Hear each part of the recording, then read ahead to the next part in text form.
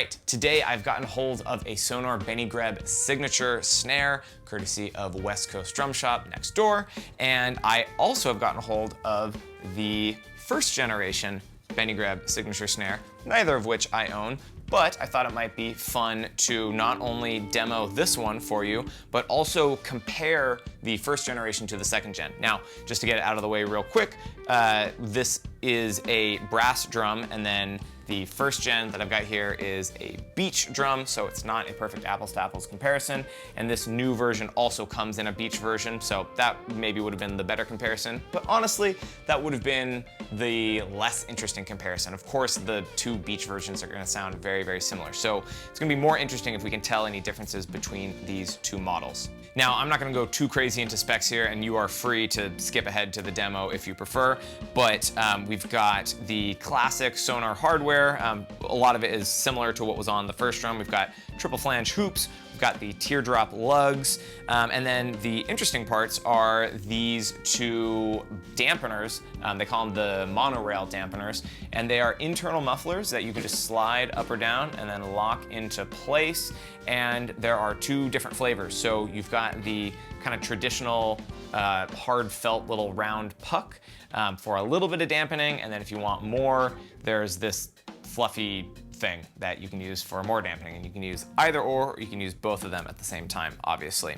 And this does add more weight, this adds more hardware, but I'll give some of my impressions after the demo on sort of how I feel about that personally. The other new thing hardware-wise is what they are calling the dual glide snare strainer, and this is a dual tension, so you can adjust the snare tension from either side if you want to kind of balance it out. And there's also a quick release function if you want to be able to change the bottom head quickly without having to totally redo the snares, which is something I appreciate. Neither of those features are new. Those have been done on other drums, but they are definitely welcome upgrades to some folks. So like I said, I'm not gonna go too deep into specs because there's a great video of Benny himself already doing this. So I'm gonna jump right into the demo and first compare the first and the second gen, and I'm gonna try and get them at exactly the same tuning. Then I'm going to take this snare specifically through its paces, go through a couple of different tunings and mess with the dampener systems a little bit so you can hear what kind of an effect that has, and then we will chat a little bit afterwards. So here we go.